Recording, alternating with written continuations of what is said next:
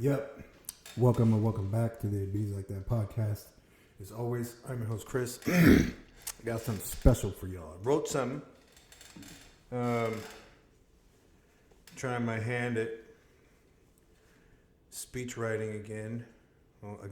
So you may or may not know this about me, but back in the day when I was a youngster, I'd say about 18, 19, give a handful of speeches. Apparently back then, a few people liked some of the stuff I had to say. So it seems like that theme is reoccurring again in my life. So I dusted the whole speech writing pen off, so to speak, and I've been trying my hand at preparing some speeches. Now, typically when I do the podcast, I will just jot down some quick notes, some thoughts about topics, and just kind of freestyle it. So today I'm trying something a little different. But this is the kind of stuff that I write for myself, right? And when I write for myself, when I say write for myself, what I mean is these are the kind of thoughts that I record because I don't want to lose them. I think there's some great ideas.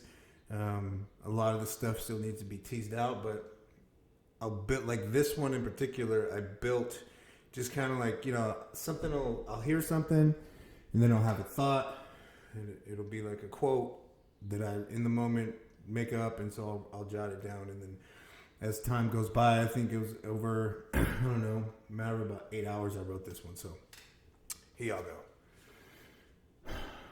I wish that in what I deliver here on this platform, that I was exposing the secret of ascendancy of privilege and dominant culture over logic, which you won't find a lot to be found. Over logic, equality, and the right to determine life on our own terms without an apprenticeship to proximity. Unfortunately, I'm not. I wish that in a lot of cases, some personal experiences that with certainty, I could say that my experiences, at least in part, have been the impetus for change, though I'm unsure, and if I were to say that, it would be untrue.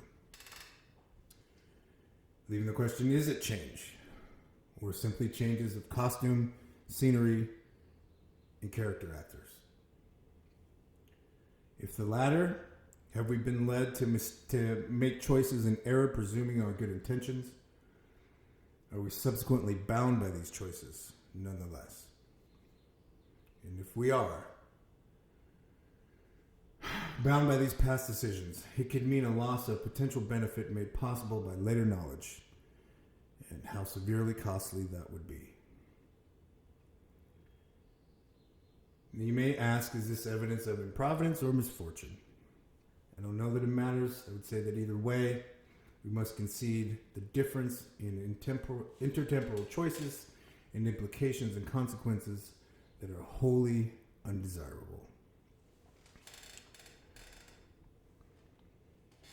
It would take me a while to unpack that. So my thought on it was, if any of y'all have any questions, if this is stuff that goes over your head or you have no interest in, that's cool. But I will toss it out there to the YouTube streets, see what y'all think. And this is actually, I wouldn't even classify this as an entire speech. This is probably more just like an idea or like the beginning of one. But I feel good about it. I think there are some really important messages here. Some very simple messages, very important messages. But in any case, let me know what y'all think. You can, and it doesn't matter to me how you reach out. You can email me if y'all have my number. You can reach out to me directly. But I would love to get some feedback on this, and y'all let me know what it says to you. And don't be silly. Give me some honest feedback about how this makes you feel. I would greatly appreciate it. Anyway, I ain't got time for y'all today, man. You can't be holding me up. I got stuff to do. I'll be working. So if you didn't do it on the way in, please do it on the way out. Hit that like, subscribe, and post notification bell so you can stay up to date on all the cool, wacky, fun stuff that we talk about here on the Bees Like That podcast. Peace, y'all.